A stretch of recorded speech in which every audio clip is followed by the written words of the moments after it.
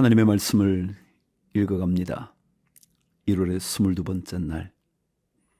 하나님 아버지, 하나님 아버지, 우리의 삶에 한치의 오차도 없이 계획하시고 이루시는 하나님. 비록 우리가 그때와 그 시간을 알지 못해 하나님의 방식을 깨닫지 못해 혼돈스럽기도 하지만 하나님은 한치도 오차가 없으신 그 아빠, 아버지, 오늘도 우리 모든 성도들에게 주의 뜻과 계획과 시간을 받아들일 수 있는 믿음의 큰 그릇을 주옵소서. 오늘도 우리 연약한 성도들도 말씀을 듣다가 힘을 얻고 모세에게 능력을 주신 것처럼 우리에게도 능력을 주시는 그런 은혜를 덧입게 하여 주옵소서. 주께서 함께 하실 것을 믿으며 예수 그리스도 이름으로 기도드립니다. 아멘. 자, 출애굽기 4장 갈게요. 모세가 대답하여 이르되 그러나 그들이 나를 믿지 아니하며 내 말을 듣지 아니하고 이르기를 여호와께서 내게 나타나지 아니하셨다 하리이다. 여호와께서 그에게 이르시되 내 손에 있는 것이 무엇이냐? 그가 이르되 지팡이니이다. 여호와께서 이르시되 그것을 땅에 던지라 하시매 곧 땅에 던지니 그것이 뱀이 된지라. 모세가 뱀 앞에서 피하매 여호와께서 모세에게 이르시되 내 손을 내밀어 그 꼬리를 잡으라. 그가 손을 내밀어 그것을 잡으니 그의 손에서 지팡이가 된지라. 이는 그들에게 그들의 조상의 하나님 곧 아브라함의 하나님, 이삭의 하나님, 야곱의 하나님 여호와가 내게 나타난 줄을 믿게 하려 함이라 하시고, 여호와께서 또 그에게 이르시되 내 손을 품에 넣어라 하시매 그가 손을 품에 넣었다가 내어보니 그의 손에 나병이 생겨 눈같이 된지라. 이르시되 내 손을 다시 품에 넣어라 하시매 그가 다시 손을 품에 넣었다가 내어보니 그의 손이 본래의 살로 되돌아왔더라. 여호와께서 이르시되 만일 그들이 너를 믿지 아니하며 그 처음 표적의 표징을 받지 아니하여도 나중 표적의 표징은 믿으리라. 그들이 이 두 이적을 믿지 아니하며 내 말을 듣지 아니하거든 너는 나일강 물을 조금 떠다가 땅에 부으라. 내가 떠온 나일강 물이 땅에서 피가 되리라. 모세가 여호와께 아뢰되 오 주여, 나는 본래 말을 잘하지 못하는 자니이다. 주께서 주의 종에게 명령하신 후에도 역시 그러하니 나는 입이 뻣뻣하고 혀가 둔한 자니이다. 여호와께서 그에게 이르시되 누가 사람의 입을 지었느냐? 누가 말 못하는 자나 못 듣는 자나 눈 밝은 자나 맹인이 되게 하였느냐? 나 여호와가 아니냐? 이제 가라. 내가 내 입과 함께 있어서 할 말을 가르치리라. 모세가 이르되 오 주여, 보낼 만한 자를 보내소서. 여호와께서 모세를 향하여 노하여 이르시되 레위 사람 내 형 아론이 있지 아니하냐? 그가 말 잘하는 것을 내가 아노라. 그가 너를 만나러 나오나니 그가 너를 볼 때에 그의 마음에 기쁨이 있을 것이라. 너는 그에게 말하고 그의 입에 할 말을 주라. 내가 내 입과 그의 입에 함께 있어서 너희들이 행할 일을 가르치리라. 그가 너를 대신하여 백성에게 말할 것이니 그는 내 입을 대신할 것이요 너는 그에게 하나님같이 되리라. 너는 이 지팡이를 손에 잡고 이것으로 이적을 행할지니라. 하나님은 모세에게 영적 지도자로 권위를 부어주셨어요. 심지어 형 아론에게 모세는 하나님 같은 존재이라 그래요. 언젠가 나중에 모세를 향한 아론과 미리암 혹은 고라 자손들의 반역의 얘기를 읽으면 이 말씀을 기억하셔야 돼요. 18절. 모세가 그의 장인 이드로에게로 돌아가서 그에게 이르되 내가 애굽에 있는 내 형제들에게로 돌아가서 그들이 아직 살아있는지 알아보려 하오니 나로 가게 하소서. 이드로가 모세에게 평안히 가라 하니라. 여호와께서 미디안에서 모세에게 이르시되 애굽으로 돌아가라. 내 목숨을 노리던 자가 다 죽었느니라. 모세가 그의 아내와 아들들을 나귀 위에 태우고 애굽으로 돌아가는데 모세가 하나님의 지팡이를 손에 잡았더라. 하나님의 지팡이. 21절. 여호와께서 모세에게 이르시되 내가 애굽으로 돌아가거든 내가 내 손에 준 이적을 바로 앞에서 다 행하라. 그러나 내가 그의 마음을 완악하게 한즉 그가 백성을 보내주지 아니하리니 너는 바로에게 이르기를 여호와의 말씀에 이스라엘은 내 아들 내 장자라. 내가 내게 이르기를 내 아들을 보내주어 나를 섬기게 하라 하여도 내가 보내주기를 거절하니 내가 내 아들 내 장자를 죽이리라 하셨다 하라 하시니라. 모세가 길을 가다가 숙소에 있을 때에 여호와께서 그를 만나사 그를 죽이려 하신지라. 시프라가 돌칼을 가져다가 그의 아들의 포피를 베어 그의 발에 갖다 대며 이르되 당신은 참으로 내게 피난편이로다 하니 여호와께서 그를 놓아 주시니라. 그때에 시프라가 피난편이라 함은 할례 때문이었더라. 왜 갑자기 모세를 죽이려 하셨는지 조금 이해가 되시나요? 하나님과의 관계는요, 언약의 관계거든요. 여기에는 거룩함의 관계가 유지되어야 돼요. 그 거룩함의 표시가 구약시대에는 할례를 받는 것이었어요. 아마도 아들에게 할례를 베풀지 않았던 모세 때문에 하나님께서 그 일을 시작하신 것 같아요. 근데 사실 이것도요, 예수 그리스도의 피 흘리심으로 말미암은 구원의 이야기의 상징이었을 거예요. 구원이 예수 그리스도의 피로 말미암아 이루어지는 거죠. 생명은 피에서부터 오는 거거든요. 그 얘기일 거예요. 27절 여호와께서 아론에게 이르시되 광야에 가서 모세를 맞으라 하시매 그가 가서 하나님의 산에서 모세를 만나 그에게 입맞추니 모세가 여호와께서 자기에게 분부하여 보내신 모든 말씀과 여호와께서 자기에게 명령하신 모든 이적을 아론에게 알리니라. 모세와 아론이 가서 이스라엘 자손의 모든 장로를 모으고 아론이 여호와께서 모세에게 이르신 모든 말씀을 전하고 그 백성 앞에서 이적을 행하니 백성이 믿으며 여호와께서 이스라엘 자손을 찾으시고 그들의 고난을 살피셨다 함을 듣고 머리 숙여 경배하였더라. 5장 그 후에 모세와 아론이 바로에게 가서 이르되 이스라엘의 하나님 여호와께서 이렇게 말씀하시기를 내 백성을 보내라. 그러면 그들이 광야에서 내 앞에 절기를 지킬 것이니라 하셨나이다. 바로가 이르되 여호와가 누구이기에 내가 그의 목소리를 듣고 이스라엘을 보내겠느냐. 나는 여호와를 알지 못하니 이스라엘을 보내지 아니하리라. 그들이 이르되 히브리인의 하나님이 우리에게 나타나셨은즉 우리가 광야로 사흘 길쯤 가서 우리 하나님 여호와께 제사를 드리려 하오니 가도록 허락하소서. 여호와께서 전염병이나 칼로 우리를 치실까 두려워하나이다. 애굽 왕이 그들에게 이르되 모세와 아론아 너희가 어찌하여 백성의 노역을 쉬게 하려느냐. 가서 너희의 노역이나 하라. 바로가 또 이르되 이제 이 땅의 백성이 많아졌거늘 너희가 그들로 노역을 쉬게 하는도다 하고 바로가 그날에 백성의 감독들과 기록원들에게 명령하여 이르되 너희는 백성에게 다시는 벽돌에 쓸 짚을 전과 같이 주지 말고 그들이 가서 스스로 짚을 줍게 하라. 또 그들이 전에 만든 벽돌 수요대로 그들에게 만들게 하고 감하지 말라.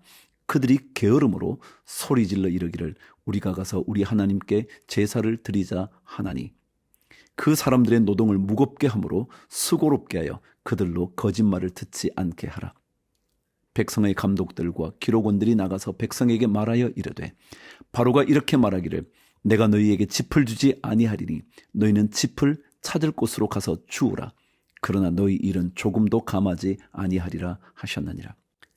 백성이 애굽 온 땅에 흩어져 곡초 그루터기를 거두어다가 짚을 대신하니 감독들이 그들을 독촉하여 이르되 너희는 짚이 있을 때와 같이 그날의 일을 그날에 마치라 하며 바로의 감독들이 자기들이 세운 바 이스라엘 자손의 기록원들을 때리며 이르되 너희가 어찌하여 어제와 오늘에 만드는 벽돌의 수요를 전과 같이 채우지 아니하였느냐 하니라. 15절 이스라엘 자손의 기록원들이 가서 바로에게 호소하여 이르되 왕은 어찌하여 당신의 종들에게 이같이 하시나이까. 당신의 종들에게 짚을 주지 아니하고 그들이 우리에게 벽돌을 만들라 하나이다. 당신의 종들이 매를 맞사오니 이는 당신의 백성의 죄니이다. 바로가 이르되 너희가 게으르다 게으르다. 그러므로 너희가 이르기를 우리가 가서 여호와께 제사를 드리자 하는도다. 이제 가서 일하라. 짚은 너희에게 주지 않을지라도 벽돌은 너희가 수량대로 바칠지니라. 기록하는 일을 맡은 이스라엘 자손들이 너희가 매일 만드는 벽돌을 조금도 감하지 못하리라 함을 듣고 화가 몸에 미친 줄 알고 그들이 바로를 떠나 나올 때에 모세와 아론이 길에 서 있는 것을 보고 그들에게 이르되 너희가 우리를 바로의 눈과 그의 신하의 눈에 미운 것이 되게 하고 그들의 손에 칼을 주어 우리를 죽이게 하는도다. 여호와는 너희를 살피시고 판단하시기를 원하노라. 모세가 여호와께 돌아와서 아뢰되 주여 어찌하여 이 백성이 학대를 당하게 하셨나이까? 어찌하여 나를 보내셨나이까? 내가 바로에게 들어가서 주의 이름으로 말한 후로부터 그가 이 백성을 더 학대하며 주께서도 주의 백성을 구원하지 아니하시나이다. 6장. 여호와께서 모세에게 이르시되 이제 내가 바로에게 하는 일은 네가 보리라. 강한 손으로 말미암아 바로가 그들을 보내리라. 강한 손으로 말미암아 바로가 그들을 그의 땅에서 쫓아내리라. 하나님이 모세에게 말씀하여 이르시되 나는 여호와이니라. 내가 아브라함과 이삭과 야곱에게 전능의 하나님으로 나타났으나 나의 이름을 여호와로는 그들에게 알리지 아니하였고 가나안 땅 곧 그들이 거류하는 땅을 그들에게 주기로 그들과 언약하였더니 이제 애굽 사람이 종으로 삼은 이스라엘 자손의 신음 소리를 내가 듣고 나의 언약을 기억하노라. 그러므로 이스라엘 자손에게 말하기를 나는 여호와라. 내가 애굽 사람의 무거운 짐 밑에서 너희를 빼내며 그들의 노역에서 너희를 건지며 편팔과 여러 큰 심판들로서 너희를 속량하여 너희를 내 백성으로 삼고 나는 너희의 하나님이 되리니 나는 애굽 사람의 무거운 짐 밑에서 너희를 빼낸 너희의 하나님 여호와인 줄 너희가 알지라. 내가 아브라함과 이삭과 야곱에게 주기로 맹세한 땅으로 너희를 인도하고 그 땅을 너희에게 주어 기업을 삼게 하리라. 나는 여호와라 하셨다 하라. 모세가 이와 같이 이스라엘 자손에게 전하나 그들이 마음의 상함과 가혹한 노역으로 말미암아 모세의 말을 듣지 아니하였더라. 여호와께서 모세에게 말씀하여 이르시되 들어가서 애굽 왕 바로에게 말하여 이스라엘 자손을 그 땅에서 내보내게 하라. 모세가 여호와 앞에 아뢰어 이르되 이스라엘 자손도 내 말을 듣지 아니하였거든 바로가 어찌 들으리이까? 나는 입이 둔한 자니이다. 여호와께서 모세와 아론에게 말씀하사 그들로 이스라엘 자손과 애굽 왕 바로에게 명령을 전하고 이스라엘 자손을 애굽 땅에서 인도하여 내게 하시니라. 하실까요? 안 하실까요? 하시니라? 하시죠. 뭐 그분이 이루시는 분이시니까 말이죠. 14절. 그들의 조상을 따라 집의 어른은 이러하니라. 이스라엘의 장자 르우벤의 아들은 하녹과 발로와 헤스론과 갈미니 이들은 르우벤의 족장이요.